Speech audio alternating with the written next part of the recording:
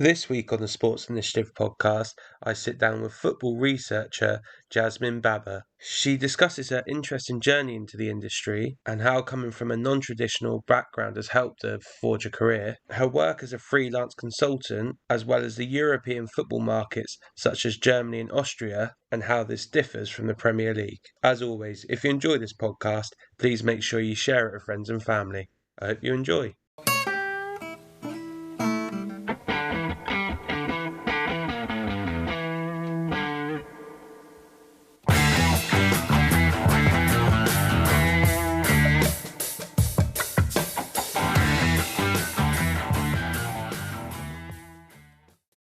Right, Jasmine, really appreciate you jumping on. How are things in your world? Are you all good? Yes, I am enjoying. Well, I miss club football at the moment because it is the World Cup and club football keeps me quite on a strict routine. And now that's gone. I am enjoying the break, but I miss having a routine. So it's hard to get along with this prolonged break at the moment. But I have less work and I can actually relax, which I didn't get to do during the summer. So yeah, really, really good. Good. Well, I mean, this is the third day of the World Cup for people that are listening. Obviously, England won yesterday, so which is all good news. From your perspective, how much are you going to watch? Who are you rooting for? Is there any dark horses you can see from your talent ID perspective? Well, I am personally not promoting the World Cup that much because of obvious issues. I've not gotten on board with that, not on board with FIFA, but being in the job that I am in, I have to keep my eye on a few players, a few teams. I really like the look of both Senegal and Ghana. Both got outrageous depths of talent, even with Mane being injured for Senegal. But yeah, those are my two dark horses for the tournament. Maybe Canada. I'm still a little bit not sure what Canada will offer, but apart from those two. But yeah, I'm trying not to watch that much outside of what I need to watch. And I'm not really promoting a lot of it on Twitter. I'm just criticizing the things that need to be criticized. And that's not players, that's basically the whole tournament. But that's what I'm doing. If you want to get riled up even more, watch the FIFA documentary on Netflix, because that will tip you over the edge. Because I've been watching that for over the weekend, and yeah, it's scandalous, really. But yeah, no, I've seen some of it, and I just can't. It's everything that we all knew. I think that's the most annoying part, and it's why people didn't do anything 10 years earlier, and it's now on us players, like football federations in some capacity, but it was all done 10 years. It was all those people who took money under the table. And yeah, and all the people probably taking money now under the table to let everything go ahead, not as planned, but letting everything go ahead in the way it is. And it's just very annoying. It gets to the point where you're like, actually, the Super League guys had a point. If their idea wasn't so exclusive and elitist, well, actually, the Super League was probably the best way to break away from UEFA, and then UEFA would have had to do something with FIFA. And I think out of all the football federations, if UEFA says something or does something to FIFA, that's the biggest power. It's the powerhouse of teams, of players and players who play in that federation. And I think those are the people who hold all the cards for FIFA continuing as it is, or as it is, which isn't sustainable in any kind of right. Only the money right, actually, I should say. But yeah, what can you do for now? Let's move to happier subjects. So, obviously, came across your work on social media. I think really interested in some of your perspectives. I'd say probably interesting experiences in terms of different different areas, different part of the world, different perspective on football itself. So for people that maybe haven't come across your work, you just want to give us, I guess, a brief overview of what you do and what that actually entails? So my role under my agency is actually scientific researcher, and that's not what I do at all. I'm not scientific in any way. I'm actually quite vague. It covers a big spectrum of things, particularly tactics analysis and scouting and some recruitment. I think last year I would have said I was more on the tactical analysis element side, and now more of my jobs have been more scouting and recruitment focused. So I do that on a part-time scale with the agency that I work for, and I do freelance writing and freelance consulting outside of that as well. So any people that I personally know who are looking for advice, maybe it be scouting or tactics analyzing, I give some help there as well. So most teams that I cover are within the German first and second tiers, Austrian first and second tiers, and also the Turkish first tier. So I cover a large range of markets, not only within the countries that I've just mentioned, but also I normally look at players from Scandinavia, America, Belgium, Switzerland, Austria, and I think that's around it. Yeah, really nice, I guess, broad spectrum of the work that you're doing. I think also what's quite fascinating, which we'll dive into in a sec, is around those different areas and different leagues, because all of them are going to have different styles of play or different methodologies and all that type of stuff. So I guess initially, what drew you into this sector? What drew you into this work? How did you get into it initially?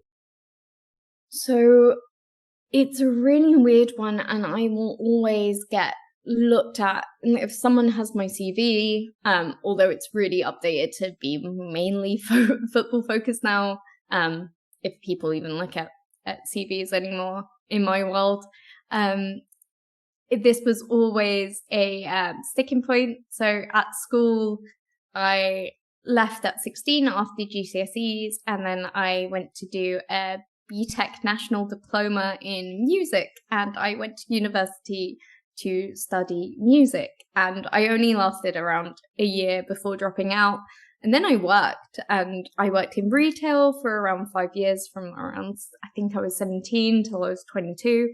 And then I left retail because there was an opening in customer service in a new betting company that was just founded. So I worked for the startup customer service there, and on the side, I was writing just silly crap about football.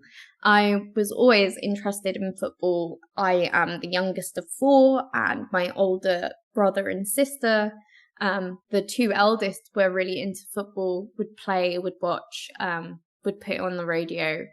And I grew up with football being a family common ground, something I would do, something I would have a hobby with the rest of my siblings. And that never really left me. And it's just something that now dictates my life. And I mean that in a good way. It's routine. It's something that I enjoy. It's something in my life that I can't live without. And it got to a point where someone at my work at that betting company saw my work, brought me on to help with content, even though this was very, very simple, hardly anything, but I never really gave up just writing about it. I went to another bigger betting company to do website content, which was like just looking after the websites and writing little tiny details about sports. And then when I left there, I think I was around 25, I found an editor position at another betting company. So this one was well more focused in writing about sports, specifically football, and being an editor across those things. And we did so many great projects, and it was such a big betting company that I got in touch with loads of writers, which are, they're proper famous now. Like if we look at Andy Brazel, Kevin Hatchard, those types of people. And from there is where my writing really exploded. And I was doing a little bit more with stats and data at the time. And what I didn't know is that I was really good at analysis, but the way my brain works, I could pick up patterns, but I didn't know I could do that. I didn't know I was beyond everyone else when I was seeing what was happening on the pitch. And it took me a while to realize that I could, and to realize how to communicate that. And it took a bit of time to realize kind of terms, what exactly was I seeing, how to communicate that to everyone else. And I'm not the greatest communicator. I mess up a lot of words, a lot of meanings. So my focus, or what has happened, is that I try and translate what I see for basically everyone. And then during the pandemic, I was getting really restless in the UK. And there was a role for me to be more of a reporter, more of a journalist, and I did not like that at all. I didn't really like writing so much or trying to gauge people's perceptions or storytelling. I didn't like a lot of the world of sports journalism, and I'm very socially anxious. I'm autistic, and I just thought in my brain, I was like, can I go to a stadium by myself and go through like the press and interviews? And I just went, no, I can't. I can't. And that kind of built my way into just leaving the UK, going to Germany, because out of all the other markets outside of Premier League Championship, I was the strongest on. And basically I had networked to a point where I could go to Germany. People knew of me there better than in England, and they knew what I could do and help me structure that way. So yeah, I networked pretty well. I think. I don't know if I've networked pretty well. Probably not on the stage as other people do. But yeah, I moved to Germany. I was really privileged to have the contacts that I had, and also having a partner also from Germany. So I wasn't moving purely for work. Brexit was coming up, and after December 2020, it would have been a lot harder for me to make a decision and move. So I took the decision to quit my job and move in November 2020 and get started. Finding a job was quite easy for me. As I said, it is quite privileged. It is privilege when you start to know those people who will give you a chance. There are a lot of people that, if anyone is interested in getting into this world, you will meet a lot of people who find you great, but you will find fewer people who will give you a chance. And there are quite a few situations where people can tell you, you're only here because of this person, you're only here instead of that person. I will say that's true. I am. But in every single case, you will find someone who has had some help in some capacity. There was a person or people that got a person who there in front of you. The difference is in football is that you still need to make it work. Someone can get you into a place, but if you're not working, they are very, very ruthless and will throw you out. So I'm only here because I'm good. And if I got here based on anything else, I would be further up from where I am if that was a part of it. So it is quite fun when people say, and you hear the kind of sexist BS that goes around, and you're only there because you slept there, or something like that. And like, if I got here because I slept my way up, I would be a lot higher up. And that really riles them up, because I'm just unfazed by that kind of talk, especially on social media. Well, I think there's two things on that. I think that the thick skin you've obviously developed around that is good because, you know, as you said, football can be a notoriously hostile environment in all phases, be it from players in changing rooms to, like you mentioned there. And also, I think it was quite refreshing. It's kind of a different way into the industry, because quite often you hear about, such as myself, a failed player, you kind of mosey your way in at some point, you kind of coach and then you stick around.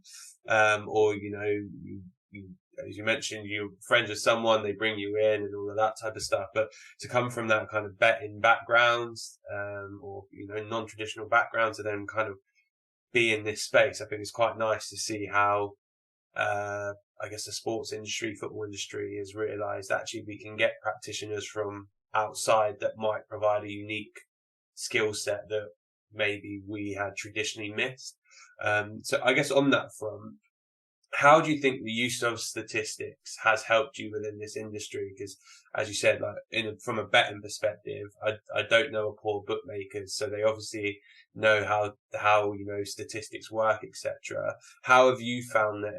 Was there anything particular that you thought, actually I can really add value to the clubs I'm working with or people I'm working with in this space? Funnily enough, not as much as I thought, in a way.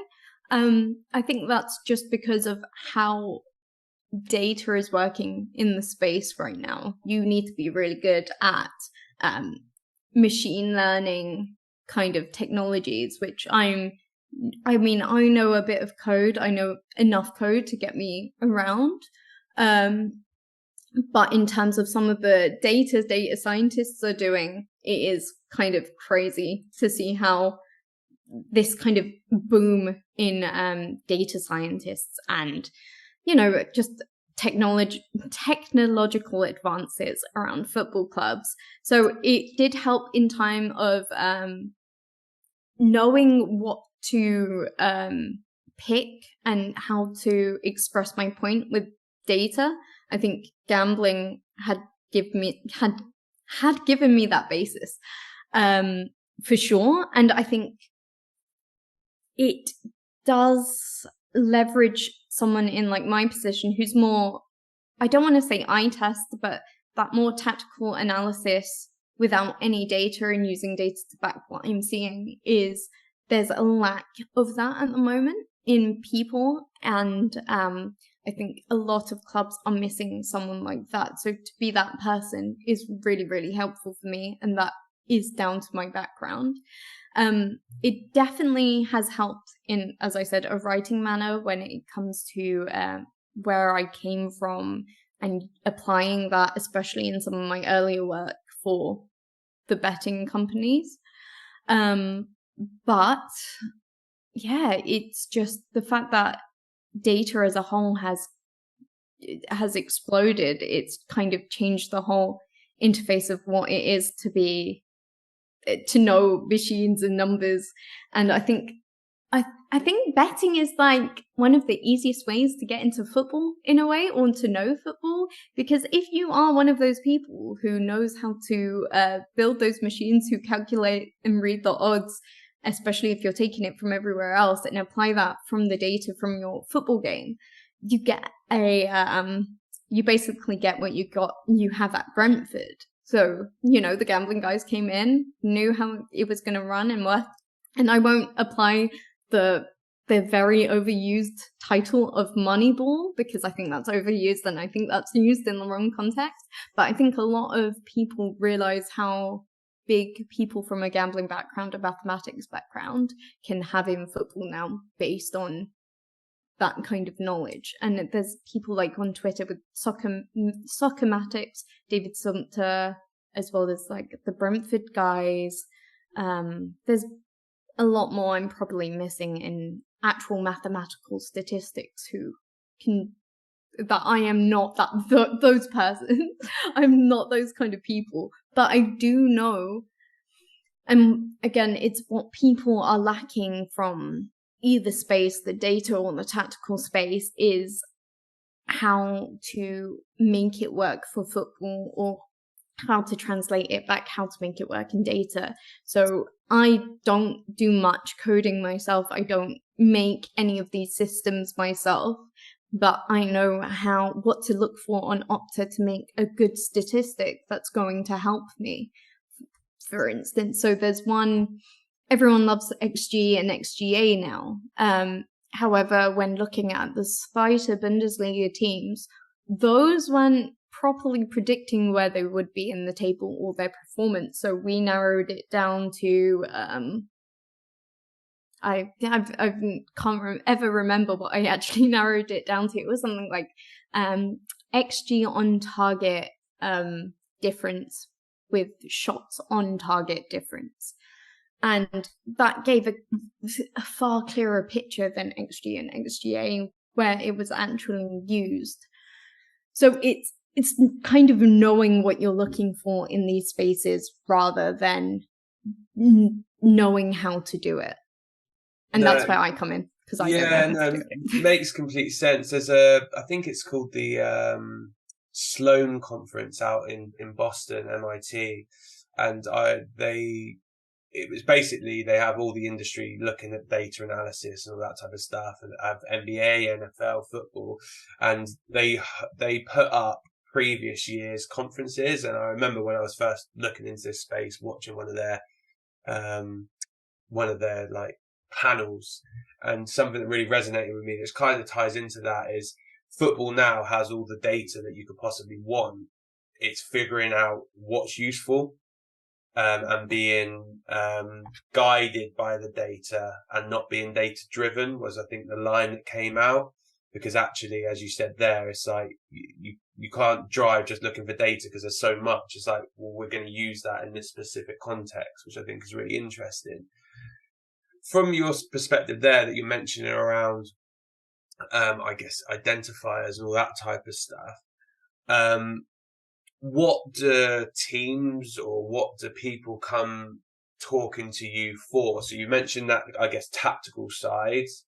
What type of work would get commissioned to you to say, can you look into this for us? Or is it very much you produce content and then people go, actually, we're interested in that? How does that process work? It's actually the former. So I get quite a few briefs, and then I will go work on them. And it honestly depends what someone is looking for. So I've done and it's not just clubs and people either. It is media too. It can be a media brief. So I have done tactical analysis of clubs for head coaches, including the third German league. I have done scouting advice for several. They'll just come up to you and be like, I'll either get a list that I need to work on players, and say who's basically just your general scouting reports. What are they good at? How are they with the ball? Or how are they without the ball? All of that. And that tends to be more of my day recently. Sometimes I will get asked to have a look at a whole structure of a league and compare it to one club, and that will be like taking in the stocks of players and their ages, and finding out what their next few windows will have to look like at the end of the season, mid-season. And that is normally the basis of my days and my weeks. Sometimes, it will be more tactical analysis. So it's either a game or how a team is doing and what their weaknesses are. And sometimes it will be from media as well, that kind of tactical analysis. And there has been some examples of the latter as well. They have seen maybe one or two of how I analyze things, and particularly in media, they'll go through my agency and then just ask, oh, can we have this for this match, for pre-match, just so we know what to talk about from an analysis space. So that's all quite fun. I think my favorite part, I do love video scouting, but I do love taking stock of a team's players and looking what they need to do for their future transfer windows. I think maybe because it's the least risk. Anyone who knows scouting, they can't argue with this. Scouting is a gambler's game. You have no idea how that you can have all the data in the world, you can have all the greatest scouts in the world. You have no idea how a player is going to perform for you. And some of the money that is involved that is tied slightly to your name is bloody scary. I gave advice to one player, and they bought that player, and I didn't know how much money it was. For some reason, I didn't look at it, or I couldn't remember, and I found out afterwards, and I was like, I'm gonna be sick. I was just like, oh, great, because I didn't know that person was going for so much.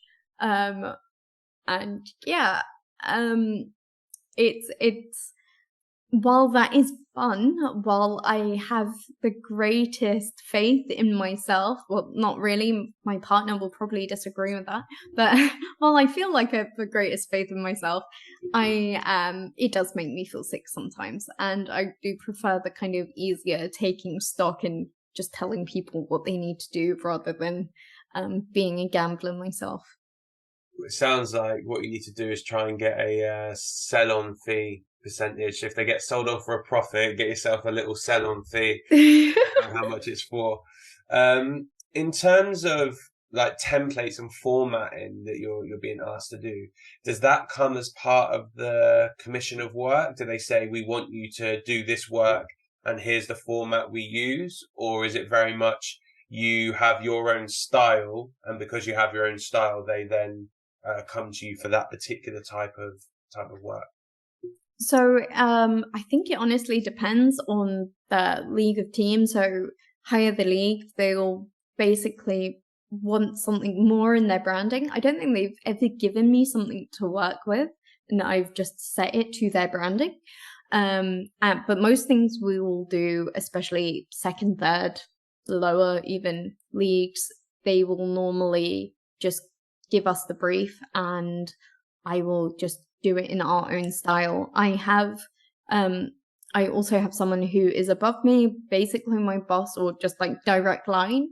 And because I am very, not clumsy, just all over the place at times, especially the way I talk and speak and work sometimes, he will check it for me and just make sure I make sense. Any other formatting issues, he normally takes over with templating. So it's really nice to have a team, or basically another colleague, that will do that stuff for you on top if I've missed anything out, or anything like that. So it is quite a not guilt-free way to work. It's quite a comfortable way to work in, because there are times where I can work, but I will be quite scatty, and I obviously don't want that to overspill into professionalism, even though I think they'll be fine, because a lot of it is in English, and sometimes it will need to be translated. Sometimes they will just have it in English, and English is not their first language, so I am available to make mistakes and still get the kind of gist that I'm talking about. So it is quite nice to be working in that way, where even though there is pressure to do well, there's always pressure to do well, I know that I'm not going to be like worrying about, I don't know, the same kind of pressures you would get under in a club. Scouting has to be done like this, that needs to be done. I see how it works. I know how it works. I know how pressurized it can be at times, especially nearing to a transfer window. Normally not the transfer windows themselves, because people don't know this, but most of these, at good clubs anyway, most of your plans are done. Most of your plans are done ages in advance before you come into the window. It is very rare that you go last minute, you want a player. And that doesn't really happen unless all of your choices for some reason or other are unavailable. You will not go, oh, we're suddenly in this player. Always in with that player. And I don't think people really know or understand how that works. And with transfer rumors, because that's one thing that really, really drives me up all on social media. There is so many transfer rumors that aren't picked up on because no one tells anyone. No one actually says it. It only gets out in media, if it does, if it suits someone. And especially agents post rumors are just plays by agents, usually. So, or just people on Twitter trying to start something. That's also very, very common now. Yeah, I think the agents one's a really interesting space because you said people trying to leverage moves or leverage more money. You know, a simple one. If your player's in talks with a club, if you all of a sudden release that there's someone else interested, that could up their wage packet or up your commission or anything like that. So I think that, yeah, it's a really interesting space. I think in terms of what you've mentioned there around the, I guess, identifying targets for teams or what that could look like, future windows. How would you go around assessing what high potential players could be suitable for that team? So is there any key identifiers that you have and say, actually, you know, normally strikers of this type of characteristics do well in this league, or how does that work from a identifying point of view? Is there any kind of things that you hang your hat on in that space? So it varies team from team, obviously, tactic to tactic, ages that are needed, because we have we'll also look at if a player is in their peak, post-peak, pre-peak, or how much does that club have at the moment of these ages, and do they need more of which one? So that can also be an identifier. And that is where it gets quite varied and different. So we have data markers, so it can be, normally XG for teams. People don't understand this either, and it's quite fun to tell them. When it comes to teams, XG is not really an indicator. But when it comes to actual players, especially obviously strikers, that is when XG is normally kind of used for scouting and stuff like probably more X threat and how many key passes in a sequence and those kind of identifiers for more attacking players. But as a team, you don't really use XG to see your performance. You might use it to back it up, but normally you would use the tactics analysis from that. And that's mainly because if you said we have a high XG, this team is performing well, you don't get to really see if they're performing with that coach's philosophy, if how their style of play is affecting, if they've got a better chance or a weaker chance of scoring. It can become quite convoluted. There's obviously, if they missed the penalty but scored the rebound, you're adding your team by 1.5, 1.6 XG, and those are where those weaknesses come from. So we only really use XG as a player type indicator. So that's one identifier. Most of the other ones come, especially if you have to compare leagues, there'll be a data sets that pick up that player to fit your team. But secondly is good old eye test analysis, because you can see what happens in that league and to see if they could be strong enough to cope in your team, in your league. So those are the kind of indicators that we work with and how we go from an identifier to okay, we've got this data set which says this player should fit. Now let's take a look at them. Are they actually going to fit? Do they look like they read the game well? They know their awareness. Do you think their speed is quick enough to cope with the nature of the German league, for instance? I think one of the most interesting things in if a player will fit or not, especially in the German league right now, is how fast they can be. And I don't think, especially from a Premier League analysis point of view, they don't understand how quick German teams are. That now that when I go and watch a Premier League game, I'm like, this is slow. This isn't moving. They're not moving the ball as fast anymore. So it's those kind of indicators that you have to kind of keep an eye on now, especially if you're in Germany. You've done my job for me then, because you've managed to wiggle it into what my next question was going to be, which is perfect. So obviously, how do you identify those players that maybe are underutilized in their league? So if we want to use, I guess, a similar example to what you said there, if you go to Spain or potentially England more so now, it's very, very possession based, trying to work your way up the pitch. Sky Sports have actually got a deal with Bundesliga now, so there's loads more Bundesliga games on, which is amazing. And I've actually made an active effort to try and watch some of them because I felt that you get to see different style of football. I liken it to basketball. I honestly couldn't believe it in terms of it was kind of like attack, like everyone go full throttle. If they got held up, they'd then try and play. And then the next thought from the next team was to attack. And similar to what you said there, the pace of it was like the first thing I saw was like, wow, their first thought is, I will go forward. I'm going to find a way to be direct and score as part of a counter. So how do you find the player that maybe isn't performing that role or isn't being allowed to perform that role in a particular market, but that could in this one? So like Werner, for example, the way that Chelsea played, I think is abundantly clear, didn't actually fit Timo Werner. Werner's very good with space in behind.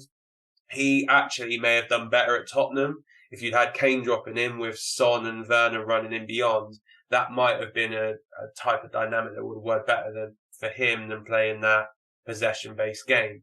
So I'm going to ask this very long-winded question, but how do you go around identifying those players that are being underutilized or a skill set that might not be used in their particular market, but that could be if we move them across?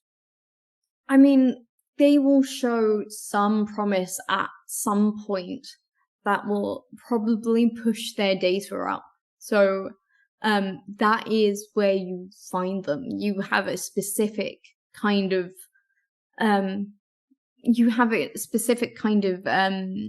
data point which tells you, oh, if I'm looking for speed or if I'm looking for XYZ, someone will flash up, and quite often we will look lower down because they're cheaper, let's be honest. They're cheaper. And that's where they will appear. And even if they're underutilized, even if they're not in the right team or what have you, they will normally show glimpses of what they're good at from a data point of view in those games still. If they run fast, if they're good at intercepting tackles, if they're good at aerial threats, those strengths won't go away. And that's why they are so easy to pick up on. And that is kind of the way you do it. And then you will need to see them play. If you know that they are capable of running, say, oh God, I'm not good with speeds off from the top of my head. Say they're good at running, like they have sprints of 30 kilometers per hour. And, for your team, that's going to be quite fast. But they're in a more possession-based team. They can run it because the data has told you and let you know, oh, this person can run this fast. But if you see they're in a more possession-based team, they're still going to run every now and then. So that you can back that up. And then you just need to be like, okay, do we think he can do those runs that he has done before in this team etc. So it's basically just because you can't watch every player, which is why data has come in to shorten that load. You will miss some. You will miss some of the good targets that probably would work for you lower down, but it's a mixture of data, luck, analysis, and seeing where it gets you. Yeah, and it's funny that you mentioned the Timo Werner point as well, because it was apparent to me even before I can't remember when he joined, but I think it was before I had really started working in football. I knew that was just not going to work. And he only had one good season as well. So it was a very big risk to take that. And it wasn't a good one because they probably just saw a striker performer and be like, we need a goal scorer, let's get Tim, without giving any kind of knowledge in. Would he have fit? Is he good with players close to him rather than just in space? But those are the kind of things you kind of wiggle out with data and analysis. And I think a really good example of this, at the moment anyway, is Werder Bremen buying Oliver Burke. Well, not buying, I think he was signing, I can't remember. Werder Bremen getting Oliver Burke as a backup striker. Purely, and that was based more on his data, because everyone in the UK, if you talk about Oliver Burke, you get some reactions from the Scottish, from the West Brom fans, and from the Sheffield United fans. But, scoring against Dortmund in the last minute to win 3-2 shows how that data can prove people who have seen him play wrong, and where a player's greatest strengths can be utilised even if they're underutilised in other clubs. And so would you compare it to like a league average, or compared to like a team average? So if you look at interceptions, for example, there may be someone that is playing in a very defensive style of game, which is going to get high interceptions, which obviously is going to inflate their numbers. Whereas if you've got an individual that their number pops out of a team that's, maybe very attacking, but you go, actually, he's having 2.5 more interceptions than anyone else in his team at the moment, that seems to be an anomaly. Do you go off the team rather than the league, or is it kind of a combination of the two? It's definitely a combination of the two. It's like attackers in France. France is known to be a bit more, I'm not sure if it's true this season, but a couple of seasons back, you would see that attackers take less shots league-wide. And if you watch the games, they are more defensive. They've got better, stronger defensive structures than in the Bundesliga, which can give you so much space sometimes. They don't want to defend counterattacks anymore. France is not so much like that, so you take that into account. It's kind of based on that, a stronger league, and then you have to apply it to the team that you're working for. Team, yes and no. I think it's, if they're in a worse team, you are more likely to take in the team average and be like, well, yes, they are worse, but the whole team is worse. But if you take that one player, if he's still performing this level of well in a relegation team, then obviously you've got a better player. So yeah, it's definitely a combination of the two. Is there any particular piece of work around this space that you've done that I guess you're most proud of, or that have had a number of intricacies that allowed you to, I guess, identify one of these players that's then gone on to do well in their newer team, or has done well when they have moved, even if it wasn't to a team you were working with? Ooh, that's a really interesting one. There's one player that I am generally really proud of. I am proud of him going to a Champions League team, for sure. So I think that is my own proudest moment. But in terms of the scouting space, I don't know. I just like seeing all players do well. So that one is probably my most proudest moment, but I'm more proud of analysis and recruitment, rather like setting up these structures rather than actual scouting itself. But if you find someone on a free and you give them to a team and you see them do well, I think that is the most fulfilling part of the job, because I just look at, especially Champions League teams, especially in the Premier League, and you're just like, why did they buy this person when you could get this person for half the price? And that's how my brain now runs. I'm like, do you really need this 50 million striker when there's this person who's 10 million? I can buy 5 of these players for 10 million and one of them will stick, because that's how it works, rather than this 50 million striker. And I do feel that a lot more. I don't think I would feel fulfilled in a really big team, because I would be like always looking for the cheap option when they're like, oh, we can just buy Giroud or something, and I'll be like, but that's not fun. So I'll come on to the analysis bit. Before we do, have you got any suggestions for a right back for Tottenham? Because we are scrambling around for one at the moment. Didn't you buy DJ Spence? Yeah. Isn't he a right back? He is. He's going out on loan though. I don't think Conte fancies him as a right wing back at the moment. So yeah, he's going out. And then we got a choice between Matt Doherty and Emerson Royale. You could have had Philip Kostic. I actually don't think Philip Kostic would have done that well. But there was one that left Blackburn to go Wigan on a free. I can't remember. I think his name is Ryan something. He looked really good. Obviously championship space, but yeah, he was on a free.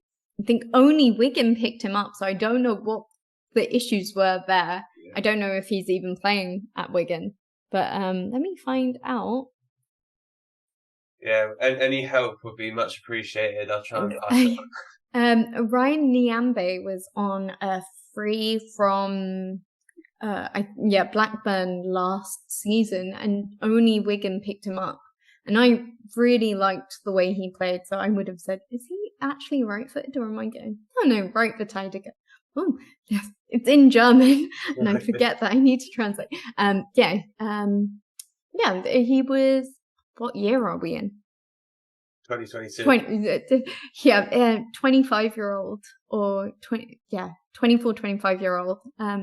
Blackburn, now Wigan, is someone that I really, really liked, especially as a wing-back, because I think he worked a little bit more better when pushing forward. I really liked him. So yeah, that was my pick, but he's obviously been picked up at Wigan now, not been keeping track of how he's doing. So I don't know if that was good or not. So. Yeah, we'll keep that on the mark to see if see how Jed Spence gets on. Hopefully he does well, because he was good, obviously good in the Championship last year. So I'm going to ask you a question now. Please don't take offence to this question, because I think it's a common misconception. So I'd be really interested to know your perspective on it in your industry. Obviously, you mentioned a lot around tactical stuff. Now, I guess there's a perception within some clubs and some environments that unless you've played or unless you've been on a load of coaching courses, etc., that maybe you don't have the experience to understand the tactical side of the game. So from yours, I guess, one, how do you combat that from your space and your kind of working through the environment? But two, how do you, educate yourself so you can kind of answer that back with really good analysis and kind of go, you're talking nonsense, and by the way, here's an article to show you why, or here's a body of work to show you why. So yeah, how do those two things mirror up? I think the kind of mood with that in a lot of spaces is changing. I think just purely down to how many coaches now don't have a football background, and loads of people in football clubs just don't have a football background, especially if you're a kind of data analysis, video analysis, scouts, coaches, as I said. Sarri is probably a main one. I think to a point Mourinho, but I'm pretty sure I saw a football club under his name, so I'm like, okay, not him. But like, especially in Germany, a lot of coaches aren't having the same kind of football background that you would get. So I think Domenico Tedesco, Julian Nagelsmann doesn't really count, I would say. And I think that's helped change a lot of that kind of old-fashioned kind of talk. I mean, my partner's not from a football background, and he's been assistant coach of 2 Zweite Bundesliga clubs, and is now in the Bundesliga. I honestly, I haven't really faced a lot of that talk in Germany so much. Maybe I would understand it coming more from England, because you normally do find those opinions more. But some of the Premier League clubs that I've talked to also don't kind of hold that. I don't think they really recognise that, just because, okay, those are the clubs that have kind of come from very non-conventional backgrounds as well. So I think they have the kind of culture to not really take that as big, or they just don't really take it anymore. And I've been lucky to never face that opinion. I think it's due to, despite me saying that I'm not a good communicator when it comes to football, I guess I am. And I think they understand everything that I say, so they don't feel threatened by it to then go and be like, how do you know? You've never played. But I have played on the Emirates and nearly broke a girl's leg, so I'm pretty sure we're in the same remit. So yeah, I'm basically a league catamol as a player, with a really good finishing touch. But yeah, I'm very, very privileged to have not had that much negativity in actual football, even as a woman. Okay, there's been some, but compared to spaces in like journalism and just social media in general, most of the backlash I've had there compared to football, like football has been minimal. And I've heard stories, and there is a lot of sexist and misogynistic stuff, but for me personally, I've found it in other spaces more than football. I don't know why exactly. I do realize that I'm in more of a privileged position, and I think they know I will start trouble if that happens. So yeah, luckily enough, I've not had to be in that position.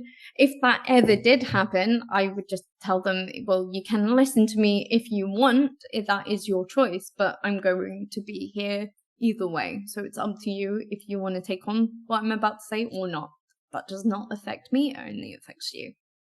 No, that makes sense. It's a positive that you said that, actually, because again, I think that historically it would have been one of those, if you don't play kind of old boys club, you don't play, you're not in it. But it's nice to see. And I think there was on Netflix, I don't know if it's still on there, there was a program years ago that was talking about how the German FA got people through their coaching licenses.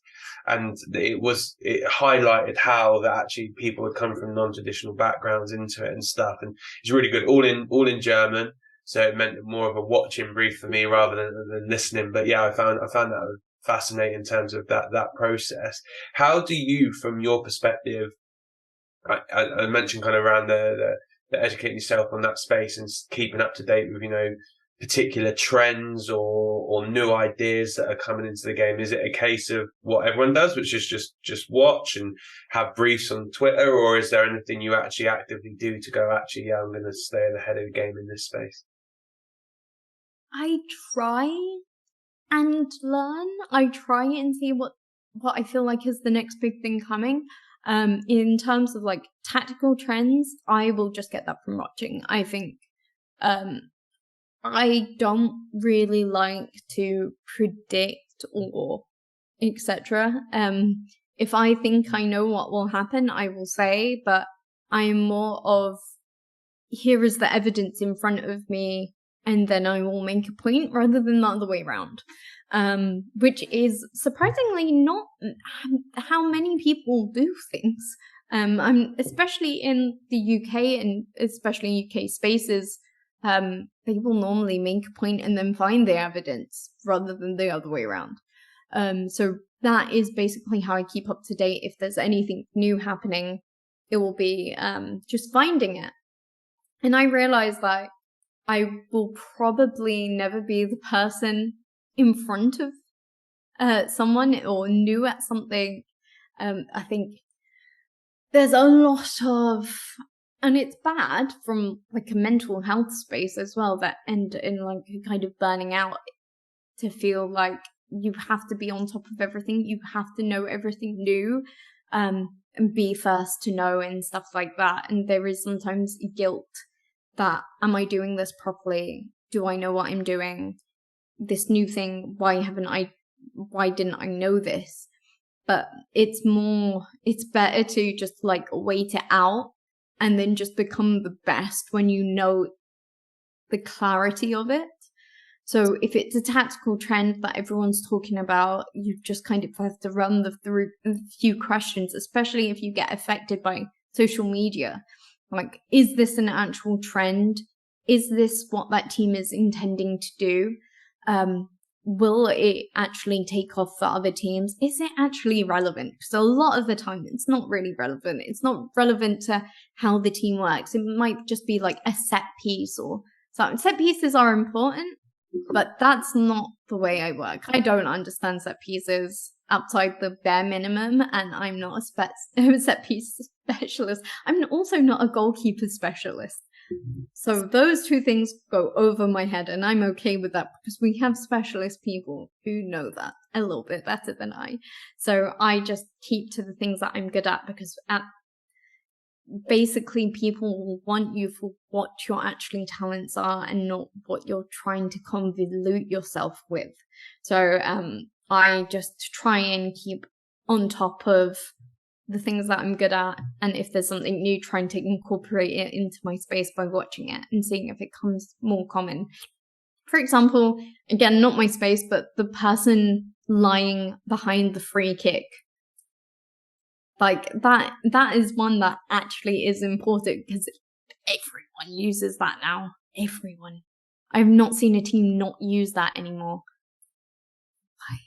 But I won't understand it because it's set pieces, and I'm just like, yeah. As long as everyone's positioned properly within a set piece, positioning is my like go-to. But anything else in a set piece, does not include me. I don't. That's not my remit. No, that one I'm a bit confused by, because I didn't see many balls go underneath the wall. But again, it's something. One for you, like, you want to talk about non-relevant trends as well. I saw it on Twitter. The birthplace of many a good idea, was, I think, maybe in Brazil, this team did a 6-player rotation when they're playing out from the back, where they just ran round in a circle halfway around the pitch till one of them got available. So yeah, have a look at that, because if you want to talk about trends that definitely won't catch on, that was one. Because I was watching going, why would you possibly set this up? But yeah, interesting one. In terms of I guess differences of league and whatnot, and tactical spaces around there. How have you found that, coming from obviously the UK with the way that we play over here and the tactical implementation, compared to the Bundesliga that we mentioned earlier? But obviously you mentioned right at the start of this that, you know, you do work in Scandinavia, or you do work in Turkey, Austria. Is there big differences, and what are those big differences that you see from a tactical perspective? It's funny, tactical. Well, first of all, is Germany, compared to especially in Premier League, is definitely, and probably to a point Austria as well, because of Red Bull entity. And I've talked about this a lot, how Red Bull has affected football in Europe, and I don't think England has had so much of it hasn't been affected so much by it yet. So all the kind of coaches and actually players scouted under the Red Bull system, and the coaches that were basically coaches that adopted Ralf Rangnick's principles, anyone who was at Red Bull Leipzig and youth Salzburg, or even Liefering, all of those coaches have quite a defined set of principles. And you can see how that has affected, especially German and Austrian football. As I said, the speed of the players. People are scouting more pacey players, explosive, direct. And so you've got players like Christopher Nkunku and Moussa Diaby becoming more popular, and that being the blueprint.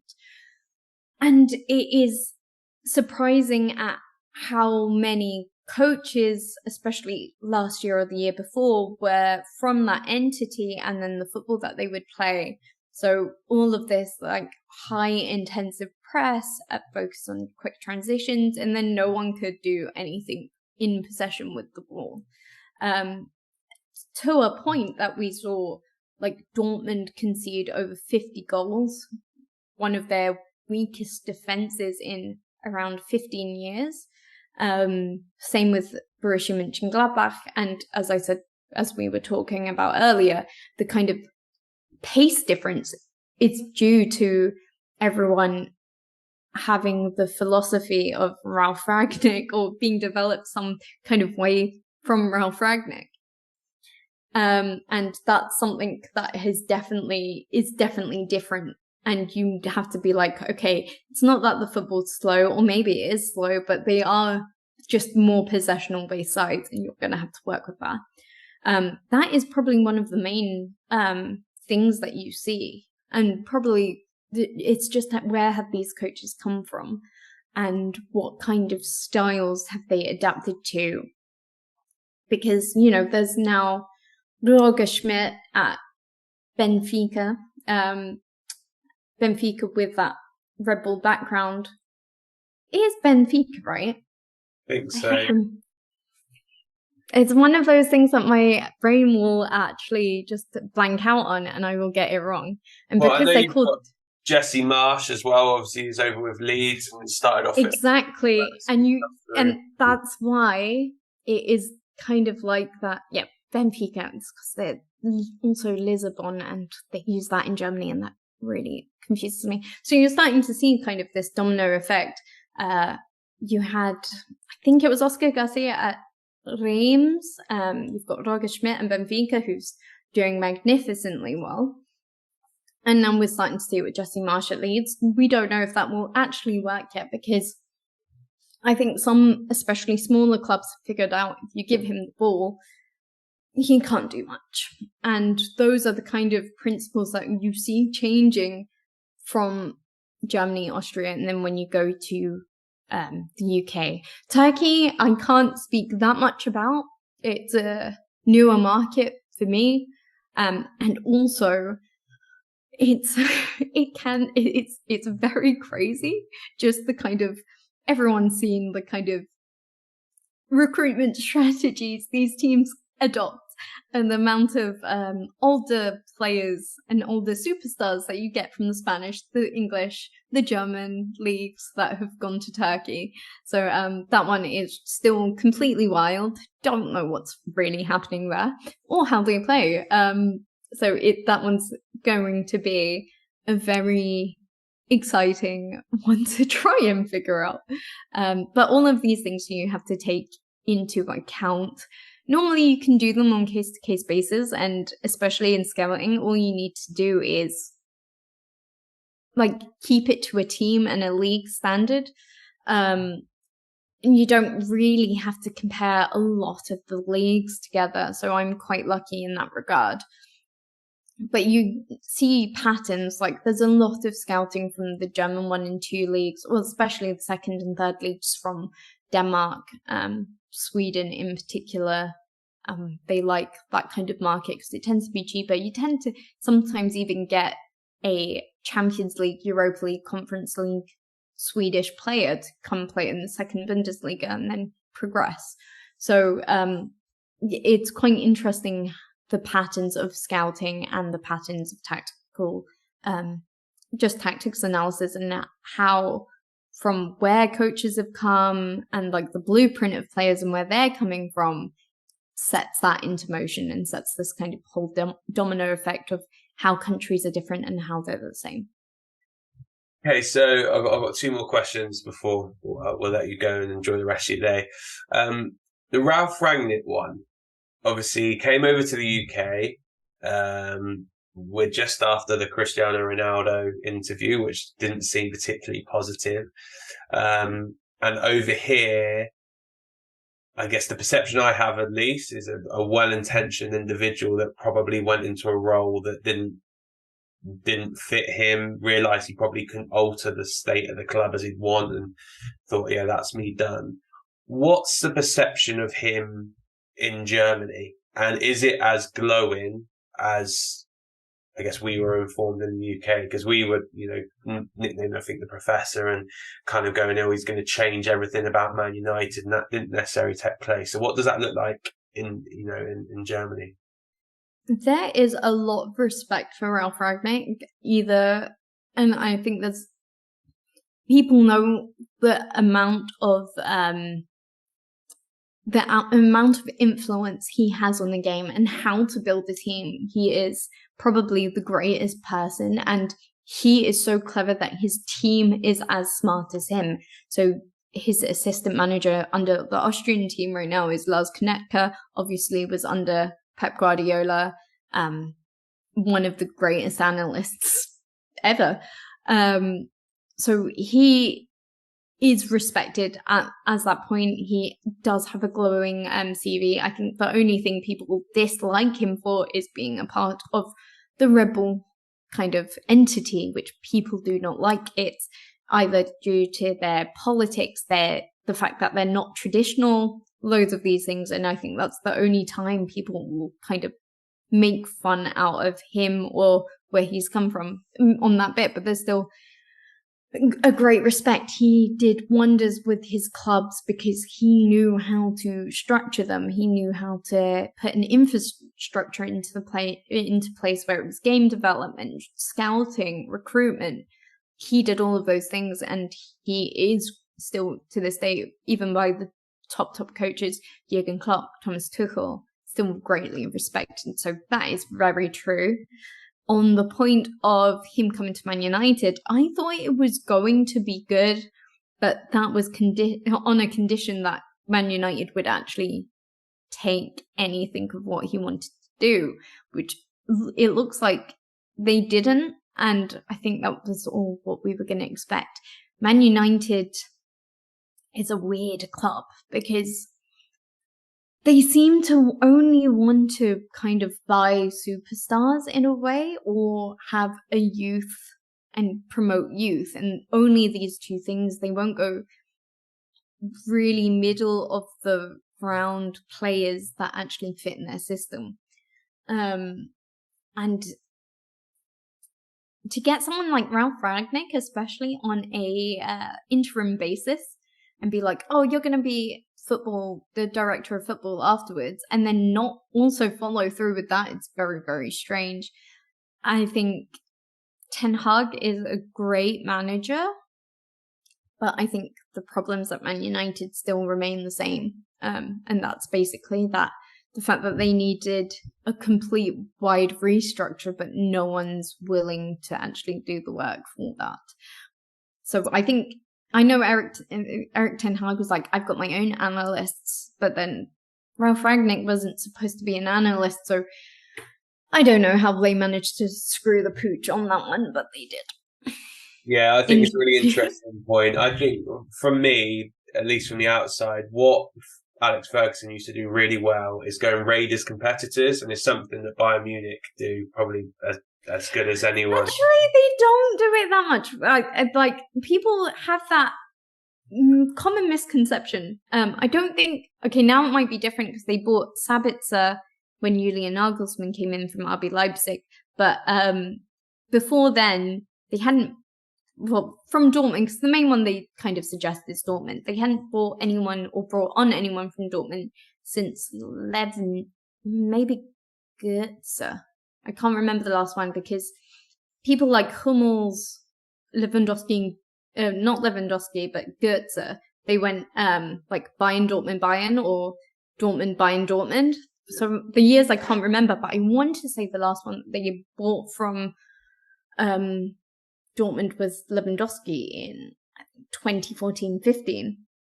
They haven't done it that too often in recent years. But I think with Germany and the whole competitiveness is that Bayern have been the best managed club for a long time. And because they've restructured everything from when they lost out to Jurgen Klopp. And that has been a legacy not many people have been able to match, especially Dortmund. But yes, the whole manager role from like the mid late 90s, where the head coaches were basically directors of football as well. So Arsene Wenger, probably the next one you can name under. Alex Ferguson were very good at running their clubs, especially Arsenal, along with David Dein. And the fact that these old school clubs have not, I think it's only Man United though, have not really geared up to this modern change of several people, several departments, and this is how they run, is their biggest problem. Yeah, no, for sure. And I think that the Rangnick one would be interesting because I think, again, we spoke earlier as a Spurs fan, Conte's got an infinite lifespan in him. He's not going to be there forever. Hopefully win something in that time. But I wonder whether if you had a Rangnick with like a Poch coming in between who both like that high energy, whether that would be a good mirror, just an idea. But yeah, the point I was going to make on United thing, they bought really well of raiding other teams. So like, as a Spurs fan, Carrick went, Berbatov went, Sheringham went before that. And they seem to do a really good job of going, if there's anyone... Van Persie for Arsenal. You know, they always seem to be like Van der Sar from Fulham. I know it's a different extent, but they kind of identify players that were doing well within the league for teams that might cause them problems when they're going away and go, yeah, we'll have them. So, yeah, I think that's a really interesting one you said about that middle ground, that actually it doesn't necessarily need to be a superstar. It can be ones that are there and you're going to help them make that jump, is what they did for a lot of people. Like Ronaldo was the same, got him from Lisbon, young kid, helped him. Rooney, you know, the Ferdinand with Leeds and stuff. So I think that's a really, really interesting point. It'd be interesting to see how they get on moving forward. And then the last one for me, and this is a really personal question from my end, what's the post-match analysis like in Germany? Because I remember listening to a podcast where they'd mentioned how I think in Italy it was very different to what we have in the UK. So obviously UK is very headline based. What can I get them to say that's going to sell us a newspaper on a Sunday morning? Is it a similar outlook in Germany, or is it more of a tactical perspective? What does it look like from a post-match point of view with you guys? So I don't dabble that much in completely, not post-match, but like not instant post-match analysis. I deal with more long-term kind of projects in terms of analysis, and it will be a couple of days or a day or two. But I feel like unless they are asked, which is not common, they don't give too much away. Probably because, you know, it kind of shows up a hand of weakness, and I think coaches know a bit better than that. But also, despite from one or two outlets, they're not as reactionary here in Germany. Unless like they're being pushed and they're under pressure, those are the only times we will see like something really muddy or like really, really like gritty from a person, from a coach, from an analysis team. But like a lot of that is just, it's quite calm actually. I would say it's probably calmer than the Premier League. A lot of people will just, you know, give it to their analysts for the next day, sleep on it, do +1 the next day, and then come back on the Monday or the Tuesday and then start to work through what has gone wrong. Whereas I'm not sure about how the Premier League do it, but it definitely does seem less reactionary and there's a bit more time. Even not even in like Premier League, but even the German coaches in the Premier League, I think they run it in the same way, and that's why they had been so beneficial or a lot more troublesome to other teams. Is kind of reactionary due process. But yeah, it's one of the things I love most about Germany is that it isn't as reactionary based. It's a lot more logic based. And that works for me a lot better because I think everyone carries, or a lot of people, not everyone, because don't know everyone, and I'm sure there are some troublemakers, but people carry a better attitude. They are also more open to criticism when it's not reactionary. So that part is different for sure. Sounds wonderful. Right, last question before I let you enjoy your day, which is, who is the most influential person you've worked with in this space, and why? Ooh, that is really difficult. I'm going to be really boring, but without the support of my partner, I would not be here. He has taught me how to learn systems. He has taught me how to put my words in proper communication, into actually how to talk properly, how to explain properly. And, I see what he does on a day-to-day basis in like some kind of format. I've seen his kind of development of the last 2 years, as well as my own development. And for him to do what he does, I've seen him be relegated. I've seen him stay top of the league for a short while with literally, like one of the poorest clubs in the league, be top of the league and actually go for a promotion run, and taught me how to actually do these things and actually get my brain working in a space where I can do these things, that people know me and respect me on my own right. I just have to say him every time. Well, I'm sure that will put you in his good books. It should. It should. If it doesn't, I said it for nothing. Just edit that bit out and send him that and go, see, I am nice. See? But listen, really appreciate your time, a really good conversation, and hopefully we can stay connected and catch up again soon. Absolutely. And thank you for having me on. It's been a really, really good and detailed chat. Perfect. Catch you again soon.